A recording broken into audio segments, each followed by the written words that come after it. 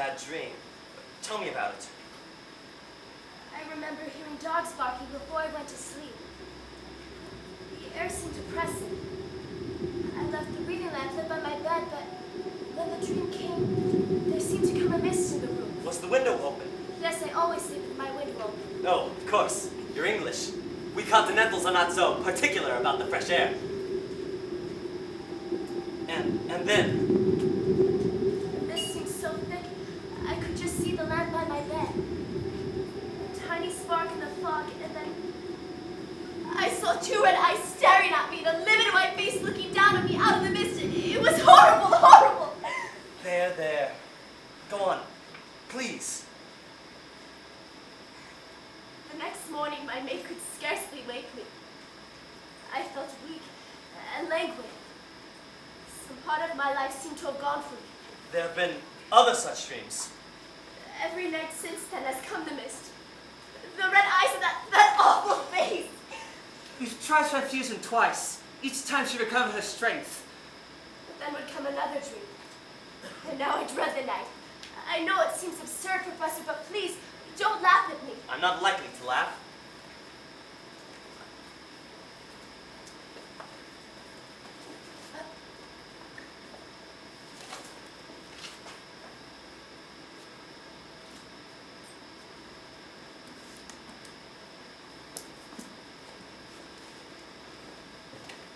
And how long have you had these little red marks on your throat? Since that first morning. Lucy, why didn't you tell us? Lucy, you worn that scarf around your throat. Hide them. Do not press her. Do not excite her. Well? I was worried. For I knew that Mina had them. Quite right, Miss Lucy. Quite right. They are nothing. An old Van Helsing will see that these dreams trouble you no more. Count Dracula. Ah, good evening, Counts.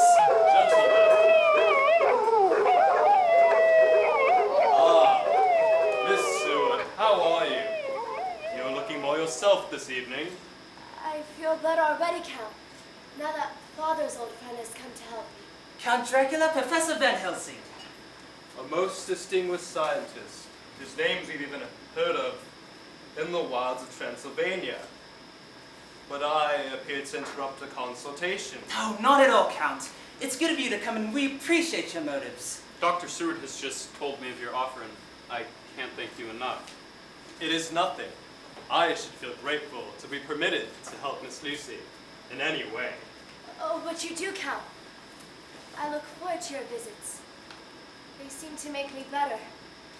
And so I arrived to find a rival in the field. You encourage me, Miss Seward, to make them more frequent, as I would like to. I am always glad to see you. But you've been lonely here. It seems my attempts to amuse you with our old tales will no longer have the same success, now that Professor Van Helsing is to remain here with you, and especially now that Mr. Harker is to remain here. How did you know I was going to stay, Count? Can the gallant lover ask such a question? I merely inferred it, my friend. You're right. Nothing is going to shift me now until Lucy's as fit as a fiddle again. Nothing. But please come as before, Count. Won't you? You understand. You will not answer bells. She must not be alone for a single moment, under any circumstances. You understand? Yes, sir. Good. Your maid will take you to your room. Try to rest for a little, while I talk to your father. Oh, Wells, remember, don't leave her alone for a moment. Oh, no, sir.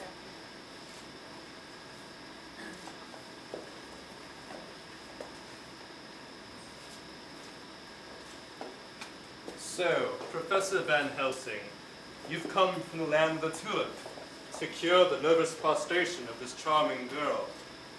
I wish you all the success. Thank you, Count. Do I appear officious, Dr. Seward? I am but a lonely man. You're my only neighbors while I'm here at Carfax. And your trouble has touched me greatly. Count, I'm more grateful for your sympathy than I can say. You, like myself, are a stranger in England, Count. Yes, but I love England and the great London.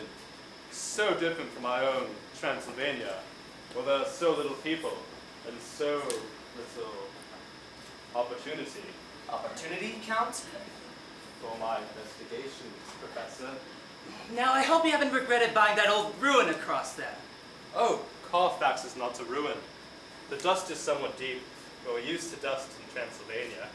You plan to remain in England, Count? I think so, my friend.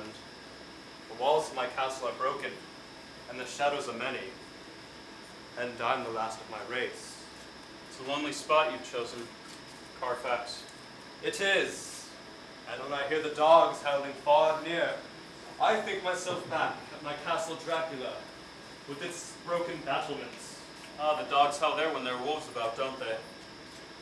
They do, my friend, and they howl here as well. Although there are no wolves, which you wish to consult the anxious father and the great specialist. May I read a book in the study?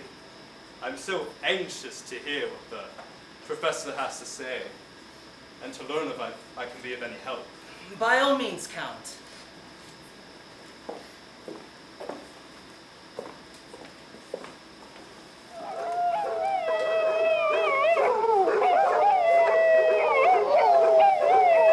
Very kind of Count Dracula with his dad's untimely friendliness.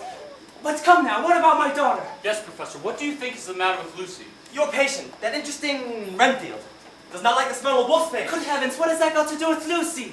Perhaps nothing. In God's name, Professor, is there anything unnatural or occult about this business? Colt, Van Helsing, no! Ah, Seward, let me remind you that the superstitions of today are the scientific facts of tomorrow. Science can now transmute the electron, the basis of all matter, into energy. And what is that? But the dematerialization of matter. Yet, dematerialization has been known and practiced in India for centuries. In Java, I myself have seen things. My dear old friend, you cannot fill that final brain of yours with that Eastern moonshine. Moonshine? But anyway, come now, what about my daughter? Ah, Seward, if you won't listen, 'twill be harder to believe than any Eastern moonshine. If you won't forget your textbooks. Keep it open mind then, Seward. Your daughter's life may pay for your pig-headedness. Go on, Professor. I'm listening. I must ask you to listen calmly to what I'm going to say.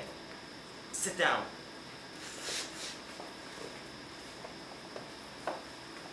You have both heard the legends of Central Europe about the werewolf, the vampires. You mean ghosts, who suck the blood of the living? If you wish to call them ghosts, I call them the undead. For God's sake, man, are you suggesting that Mina, and now Lucy? Of course! I read of these horrible folktales of the Middle Ages, Van Helsing. But I know you better than to suppose That I that... believe them? I do believe them. You mean to tell us that vampires do exist, and that Mina and Lucy have been attacked by one? Your English doctors would all laugh at such a theory. Your police, your public would laugh. The strength of a vampire is that people will not believe in him. Is this the help you bring us? Do not despise it! Doctor, this case has stumped all your specialists. Go on, Professor. Vampires are rare. Nature abhors them. The forces of good combine to destroy them. Yet, a few of these creatures have lived on for centuries. What is a vampire? A vampire, my friend, is a man or a woman who is dead, and yet not dead. A thing that lives after its death by drinking the blood of the living. Must have blood, or it dies. Its power lasts only from sunset to sunrise. During the hours of the day, it must rest in the earth in which it was buried. But during the hours of the night, it is the power to prey upon the living.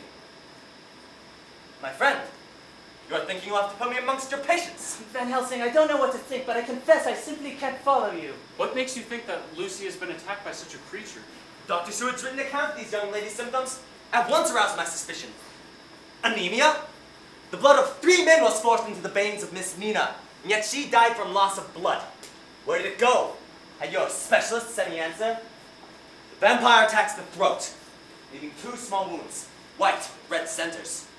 Seward, you wrote me of these 2 marks on Miss Mina's throat. An accident with a safety pin, you said? So I thought. I suspected. I did not know, but I came on the instant, and what do I find? These same 2 wounds on Miss Lucy's throat. Another safety pin, Dr. Seward? Do you mean to say that you drew up all this nightmare out of a mere safety pin? It's true I can't make out why she had those marks from us. I can tell you that. What? I don't believe it. Of course Lucy's trouble can't be that. I do believe it. This theory accounts for all the facts that nobody's been able to explain. We'll take her away where this thing can't get at her. She'll not want to go. What? If you force her, the shock may be fatal. But why won't she go if we tell her that her life depends on it? Because the victim of a vampire becomes his creature, linked to him in life and after death. Oh, Professor, this is too much. Lucy, become an unclean thing. A demon? Yes, Harper.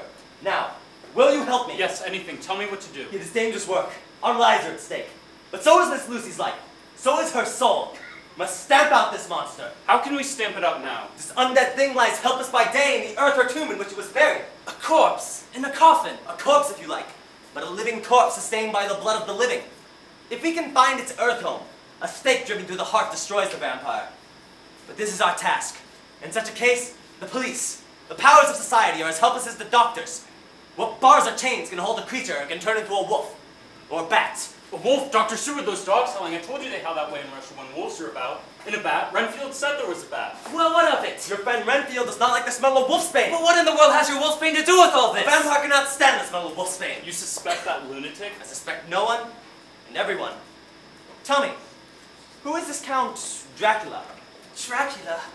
We really know very little about him. When I was in Transylvania, I heard of Castle Dracula, the famous Voivode Dracula who fought the Turks lived there centuries ago. I make inquiries by telegraph. No. But this thing must be English, or at least have died here. His lair must be near enough to this house that I can get back there before sunrise. Oh, my friends, I have only the obelisk with which to fight this monster. It has the strength of 20 men, perhaps the accumulated wisdom and cunning of centuries. This all seems a nightmare, but I'm with you, Professor. And you, Dr. Seward? It all seems preposterous to me, but everyone else has failed. The case is in your hands at present. I need allies, not neutrals. Very well, then do what you will. Good. Then bring your daughter here. What are you going to do? To set a trap. Miss Lucy is the bait. My God, we can't let you do that. It is the only way, for I believe this thing knows I plan to protect Miss Lucy. This will put it on its guard. The first moment she is alone, it will no doubt try to get at her. The vampire must have blood or its life and death ceases. No, I forbid this. She's my daughter and I consent. We'll show the professor he's mistaken. You allow it only because you don't believe, and I do believe. My God, Doctor, I've heard that lunatic laugh. Life-eating, you said he was. And you subject Lucy to that risk? I must be master here, I can do nothing. I must know in what form this thing comes before I can plan how to stamp it out. Bring your daughter here.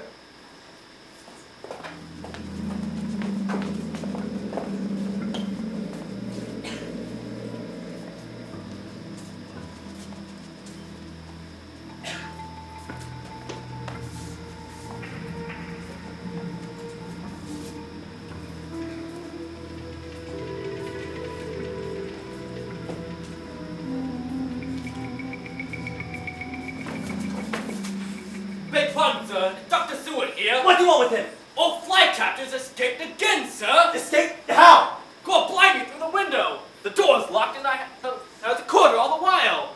There's a drop of 30 feet to the stone flagon. This loony's a bloomin' flying squirrel, he is. Say nothing to Dr. Seward at present. Nothing, you hear? Now go! Lucy, dear, you have nothing to fear. I want you to lie down here, my dear. But doctor, You trust me, do you not? I want you to lie down here for just a little. but I'm so frightened. Make your mind passive. Try not to think. Sleep, if you I can. dare not sleep. It is when I sleep that he comes to me. I know, my dear. I know. I'm going to cure you with God's help. Oh, but father, You must do as the professor says. Come, Harker. Come, Harker.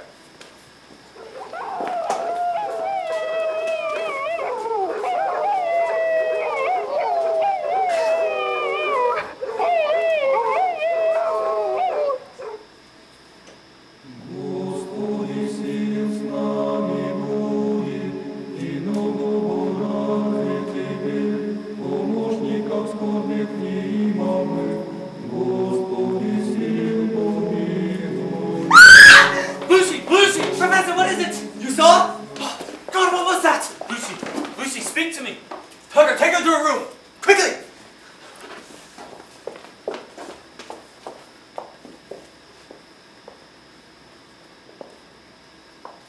The patient is feeling better, I hope.